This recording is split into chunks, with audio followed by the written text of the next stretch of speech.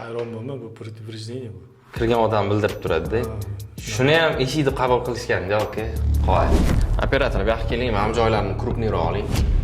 Yo'g'i, mana bu ko'zlari bor ekan, mana обналичникni qarang. Sepilgan kraskasini. Bu obyekt tayyor sotib olinganda, eshik bilan sotib olingan. Biz birovning ishini yomonlamoqchi emasmiz, chunki buni kim yasaganini bilmaymiz. No, shuni ham ish deb qabul qilishgan. Xo'p, mana korobkasini qarang. Ko'z bor.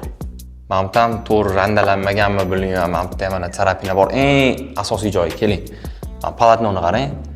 Eshikni krishkasi ajralyapti. Nimaga aynan mezon eshiklari? Mezon eshiklari 100% MDF mahsulotlaridan tayyorlanadi. Hattoki korobkasi ham 100% MDF dan bo'ladi. Ko'rib turgan eshigimizning korobkalari yog'ochdan, ya'ni reykadan tayyorlangan. Bunda yorug'lar bor, ko'zlar bor. Bizda bo'lsa MDFda bu holatlar umuman kuzatilmaydi. Mezon eshiklarining karkasiga ham MDF mahsulotlari ishlatiladi. Bu eshikga ko'rib turganingizda yog'och ishlatilgan, tepa tomonda yorug'larga ahamiyat berishingiz mumkin. Endi mana bu joyiga nima deysizlar? Mezon eshiklarida bunaqangi kapalak oshiq-moshiqlar emas, ya'ni o'yma, universal oshiq-moshiqlardan foydalanamiz. Gapiraman desam, gap juda ham ko'p.